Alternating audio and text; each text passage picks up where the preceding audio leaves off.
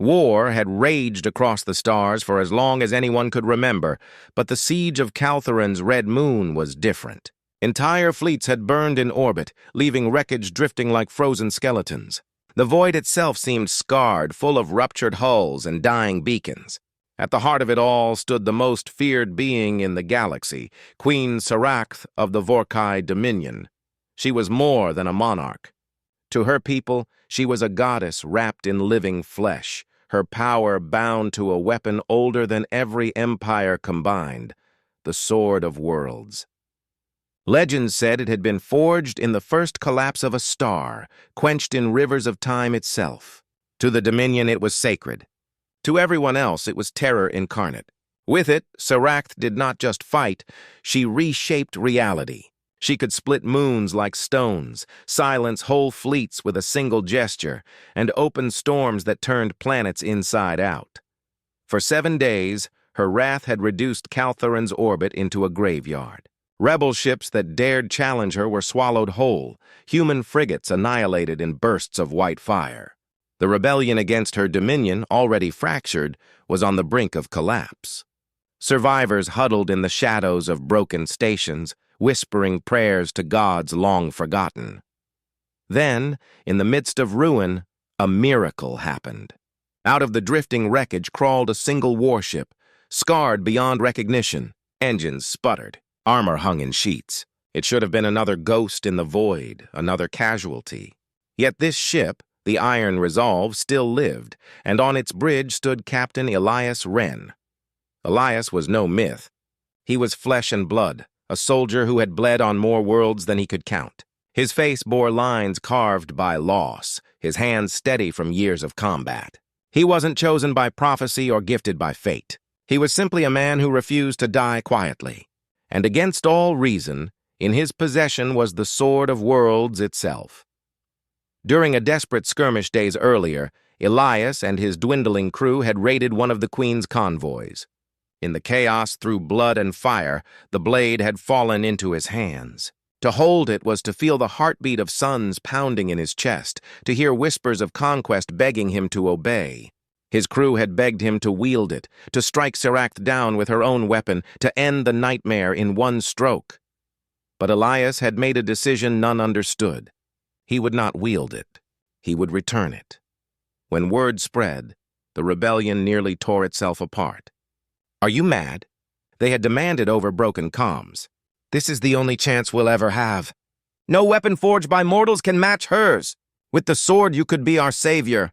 His answer had been quiet, firm. "We are not thieves. We do not become tyrants to stop one. If humanity survives, it will be by its own strength, not by another's curse."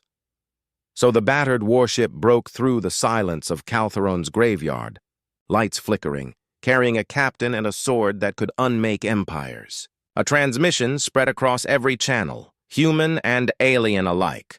"I am Captain Elias Wren. I bring back what was never mine." Even Saract herself paused. The Queen, seated on a throne of iron and bone aboard her Leviathan flagship, narrowed her burning eyes. She expected fear, perhaps treachery, but not this. Not defiance masquerading as humility. When Elias descended in a small shuttle alone, no escort, the galaxy seemed to hold its breath. The air inside her chamber was thick with the stench of victory, blood, smoke, ozone. Saract loomed, wings of obsidian folding like blades around her body. Her guards tensed, weapons raised.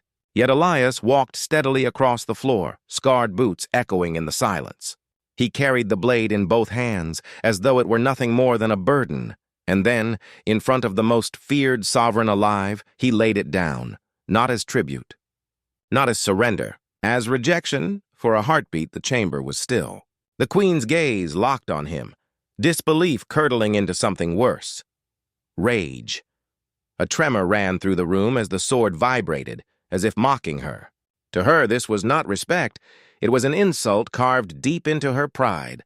This man, this fragile mortal, had dared touch her sacred weapon, dared refuse its power, and then dared place it at her feet as though he were above it. Her scream ripped through the ship, carried across every channel in the sector. "You shame me, human. You mock my throne, my people, my blade. You could have ruled beside me, and instead you spit on eternity. That scream became the spark that would ignite a war fiercer than any before. Elias had walked into her lair not as a conqueror, not as a servant, but as a man unbroken. And by doing so, he had carved an insult the alien queen would never forgive. The galaxy would bleed for it. The silence that followed Elias Wren's act of defiance didn't last long. Within hours, the Vorkai dominion became a storm.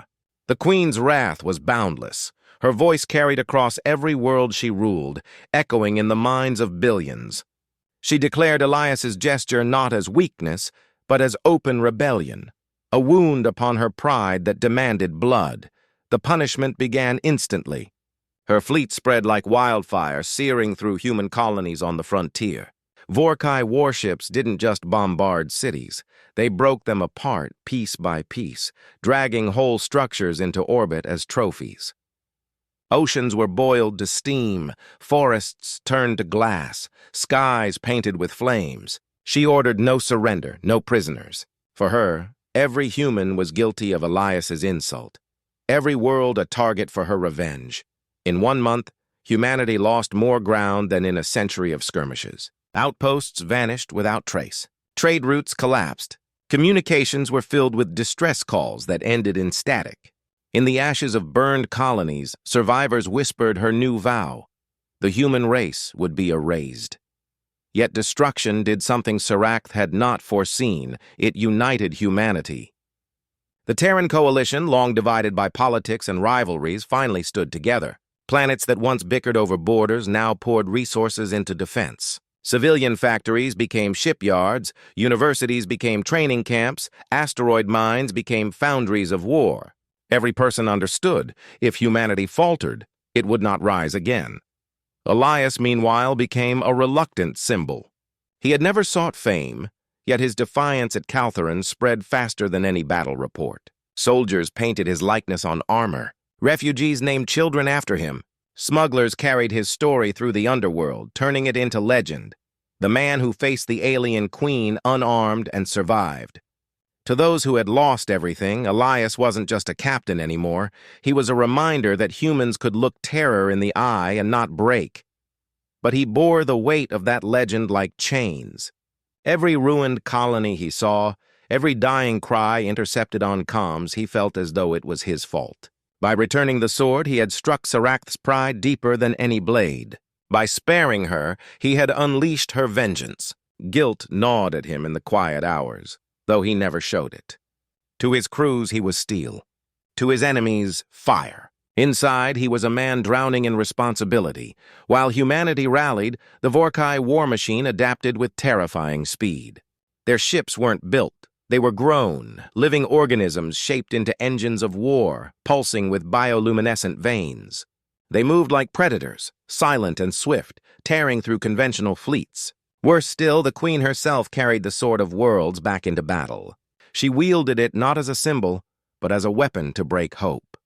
At the siege of Zerath Prime, she cracked the planet's crust, spilling molten rivers across continents, forcing billions into firestorms. At the Battle of Eric's Nebula, she split human defenses with a single arc of her blade, carving through both metal and space itself. Every victory she claimed carried a message, broadcasted to all corners of the galaxy. Give me the man who shamed me, and I will grant you peace. Refuse, and I will salt your stars with your ashes. Human leadership debated sacrifice. Some whispered that handing Elias over might buy time, a fragile peace. Others shouted that giving him up would be surrender in disguise. Through it all, Elias said nothing publicly. His silence fueled speculation. Was he running, hiding, planning something? The truth was simpler. He refused to feed the Queen's hunger. If she wants me, he finally said in one broadcast, then let her come and take me. That message became a rallying cry. It burned into banners, carved into hull plating, shouted by pilots diving into hopeless fights. Humanity had no illusions. They were smaller, weaker, outnumbered 100-fold. But they had fire in their hearts, and that fire spread wherever Elias's words reached. The war zones themselves became testaments to human ingenuity. When the Vorkai cloaked their fleets, humans detonated captured gas giants, flooding entire sectors with ion storms to reveal them. When alien beasts of plasma descended on cities, engineers improvised electromagnetic cages to trap them in orbit. Every defeat taught humanity a lesson, and every lesson was carved back into Vorkai flesh. Still, losses mounted. Every victory felt costly, every breath borrowed. Humanity stood on the edge of annihilation, kept alive only by stubbornness. But that stubbornness carried a spark Serac couldn't extinguish. For the first time in centuries, the Dominion faced resistance that did not crumble. And at the center of it all, Elias Wren burned like a beacon, hunted by the Queen, worshipped by his people, and determined to fight no matter the odds. Serac's fury had forged unity. She wanted Elias destroyed, but in chasing him, she had awakened humanity's will to survive. And that will, once set ablaze, would not be snuffed out easily. The Queen thought she had already won. But the fire she started was only beginning to rise. The war escalated into something far beyond survival. Battles no longer raged only on planetary surfaces or orbiting stations. Now they bled across nebulae, asteroid belts, even collapsing stars. Humanity and the Vorkai clashed in regions of space where physics itself groaned under the strain of war. Elias Wren, now commander of the Third Fleet, became the sharpest spear in humanity's arsenal. His fleet wasn't the largest or the most advanced, but under his leadership, it hit harder than any other. He refused to fight battles on the enemy's terms. Instead, he pulled the Dominion into traps, forcing them to chase shadows. Where the Vorkai relied on brute force and the sword's terrifying magic, Elias relied on unpredictability.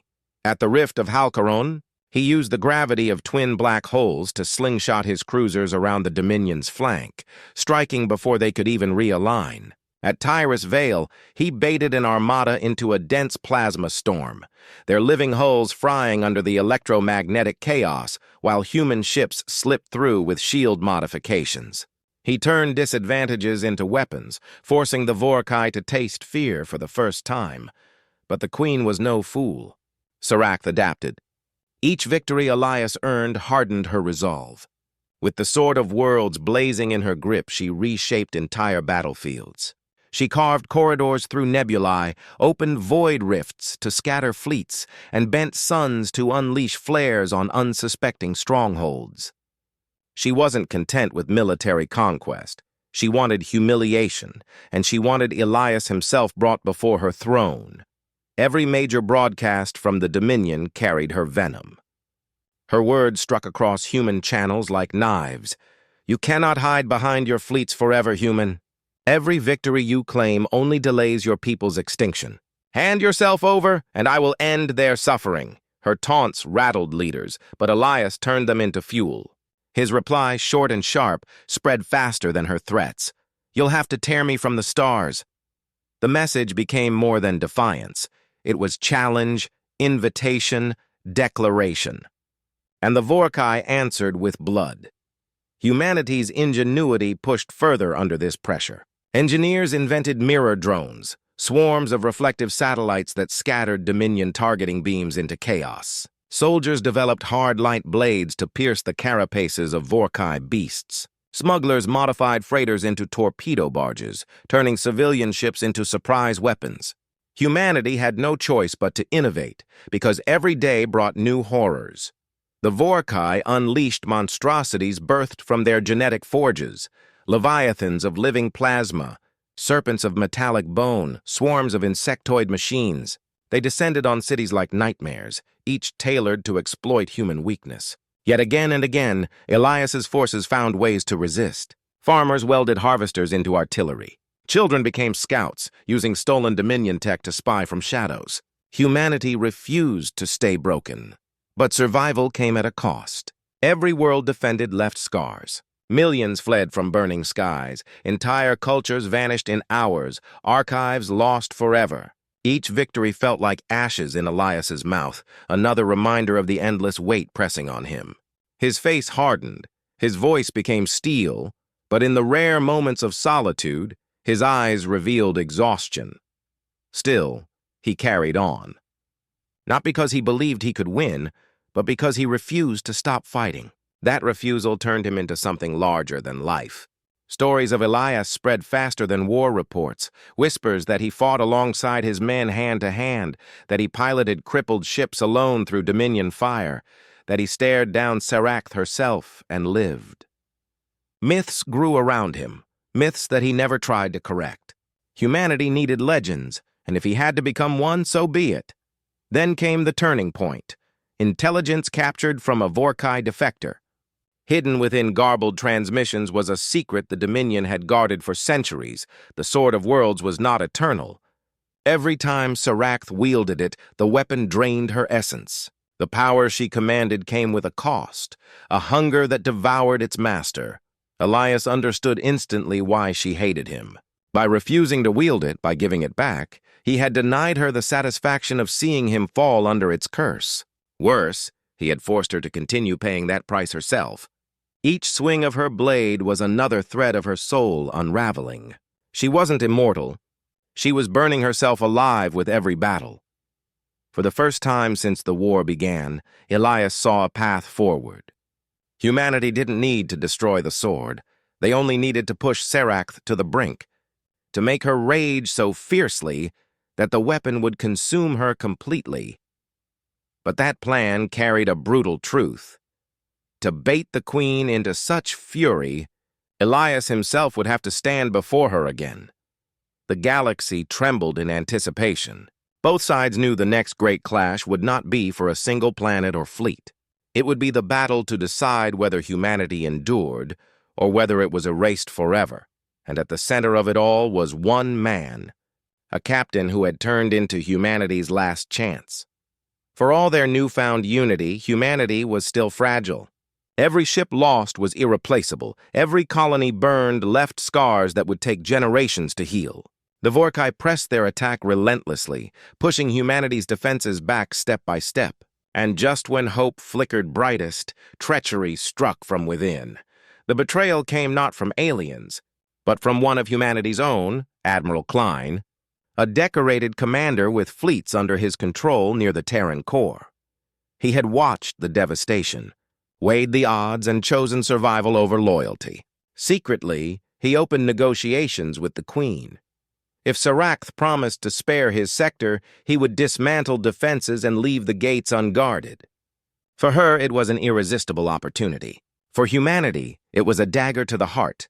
When the trap was sprung, it was swift and merciless. The Dominion poured through undefended slip gates, bypassing fortified fronts, and struck directly at the Earth defense sphere. Stations designed to monitor trade were torn apart by warships the size of mountains. The Queen herself led the assault, her blade glowing like a second sun. She tore orbital platforms in half and scattered fleets as though they were made of glass.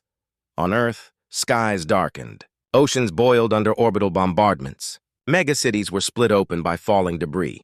Billions screamed as fire fell from orbit, and the homeworld, the cradle of humankind, shook as though the ground itself resented survival. By the time Elias Wren learned the truth, it was too late.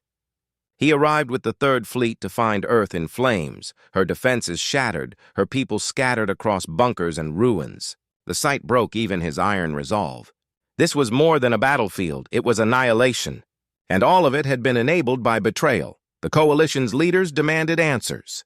How could one of their own turn against them at the moment of greatest need? But Elias understood betrayal's poison. Fear, desperation, and survival were powerful motivators. The Vorkai had exploited weakness not just with weapons, but with temptation. Humanity had bled itself dry to fight, and some were no longer willing to pay the cost. Still, Elias knew blame would not save them. Rage would not rebuild what was burning. Only resolve could. In war councils convened deep within hidden bunkers, he spoke with words that cut through despair. They struck Earth to break us, but Earth is more than soil, it's us. Every one of us who still fights, still breathes, still refuses to bend. The Queen thinks we'll shatter. Let's show her we are sharper than she knows. Even as Earth burned, resistance sparked everywhere. Citizens turned wreckage into barricades. Civilians manned railguns. Children ferried ammunition to soldiers holding streets block by block. In orbit, crippled ships rammed Dominion Leviathans, dragging them into the atmosphere in suicidal fireballs.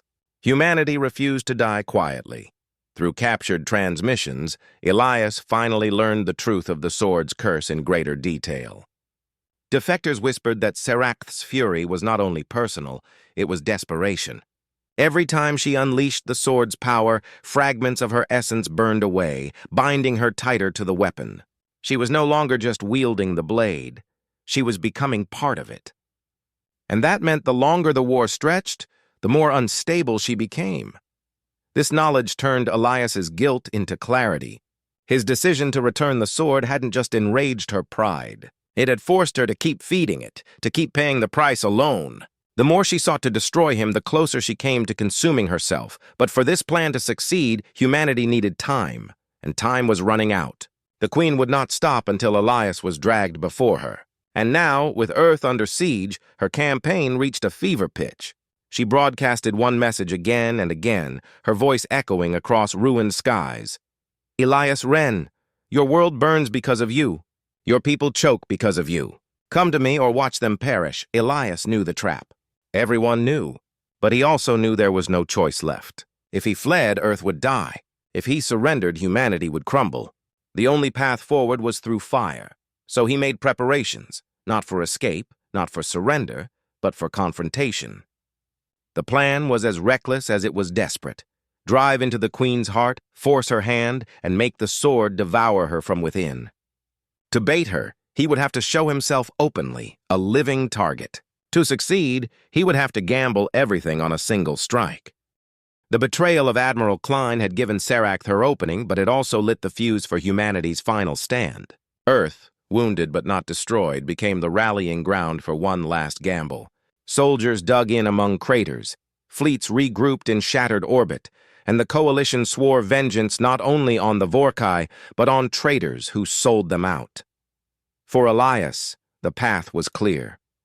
He had been the spark of the Queen's fury. Now he would become the blade that ended it.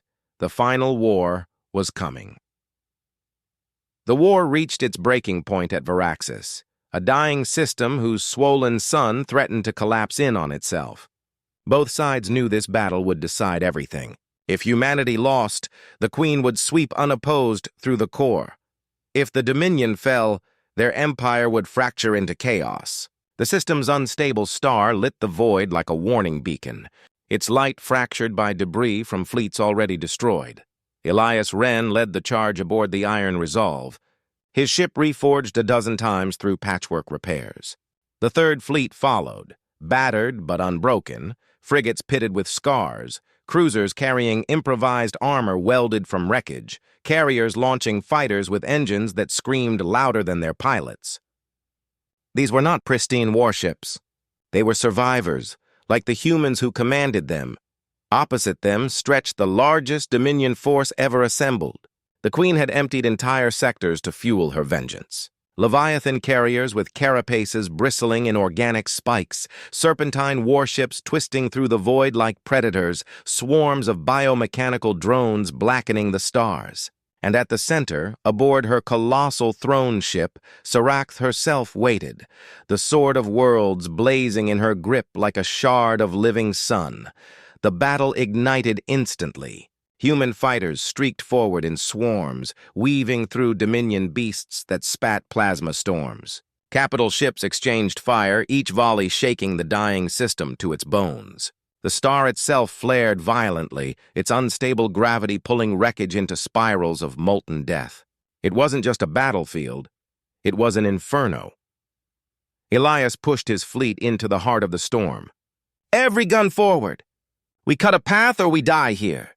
The Iron Resolve roared through the melee, her cannons tearing open Vorkai vessels, while railgun slugs split through flesh and armor alike. Fighters sacrificed themselves to cripple Leviathans. Boarding squads launched from crippled ships, clawing into enemy hulls with sheer desperation. Humanity had no reserves left. Every ship, every life was thrown into the fire. Then the Queen struck. Her throne ship advanced like a mountain of fire, dwarfing every vessel around it. With a sweep of the sword, she ripped a battle cruiser apart without touching it. With a gesture, she turned squadrons of fighters into glowing dust.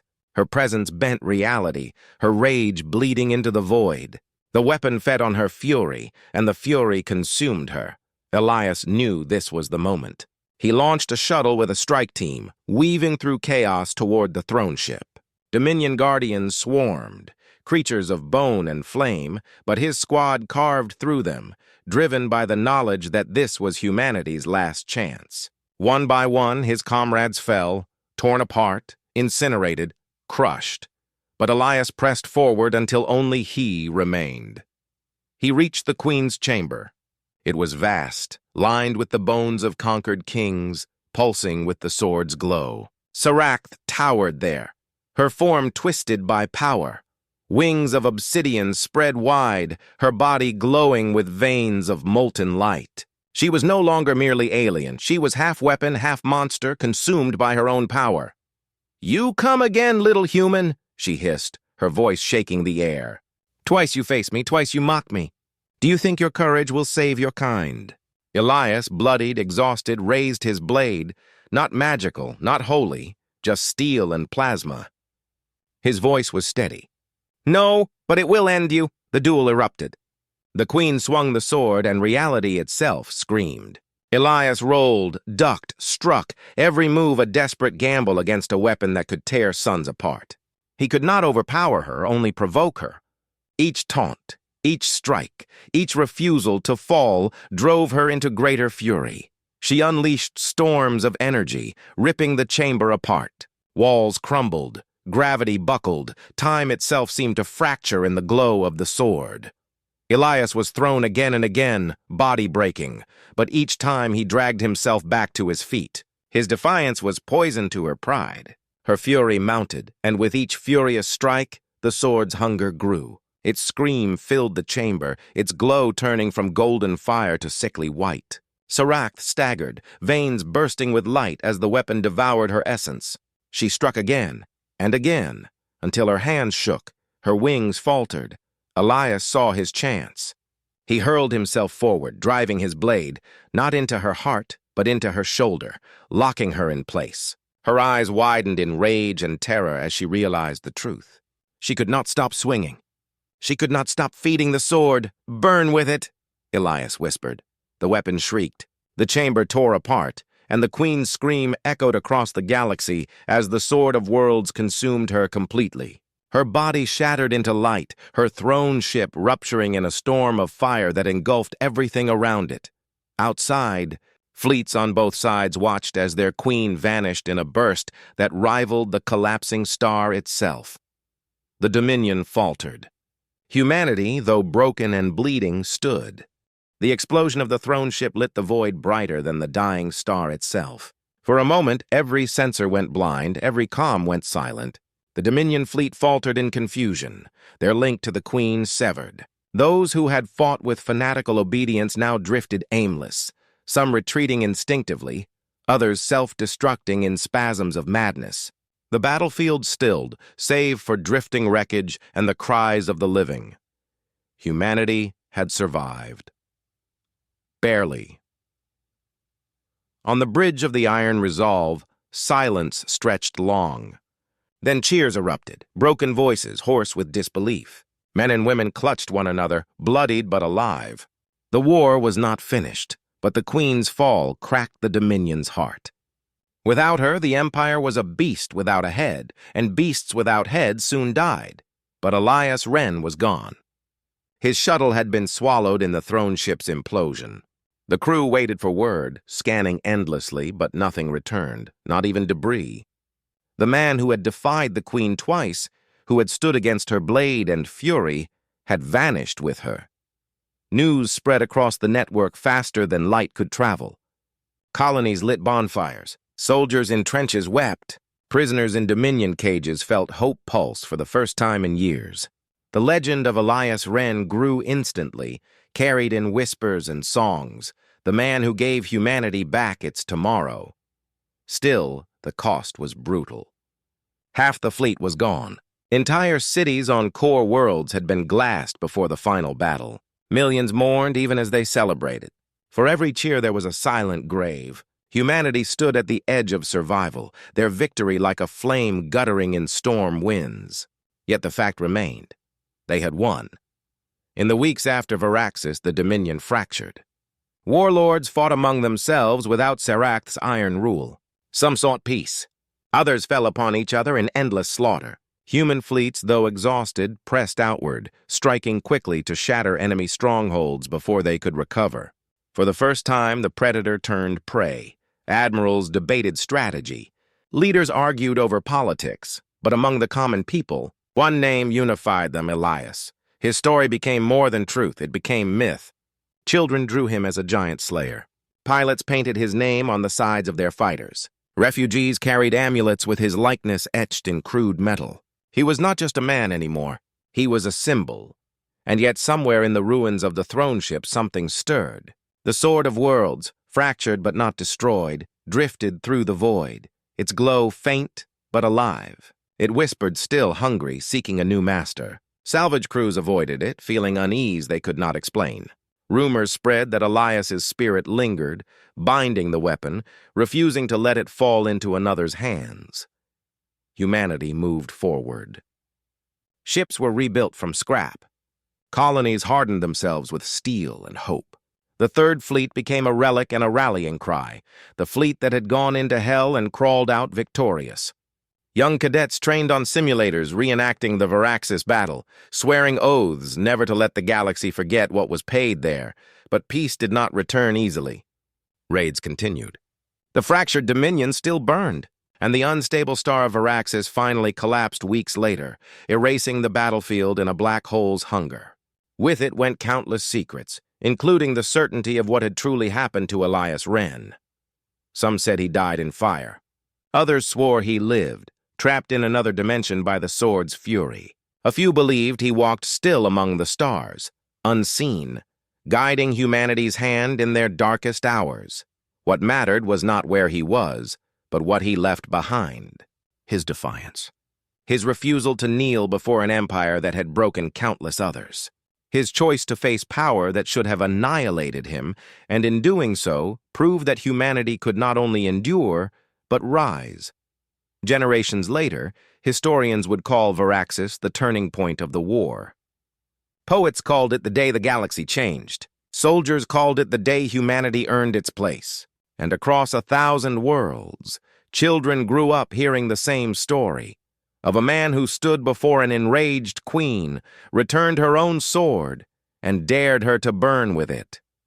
The Dominion never recovered.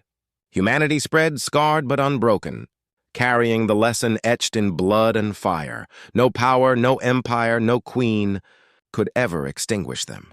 And in the deep silence of space, where wreckage drifted like frozen tombstones, a faint glow sometimes shimmered, a broken sword waiting, whispering, daring anyone foolish enough to claim it, but none did. Because the galaxy remembered whose hand had held it last. Humanity's hand.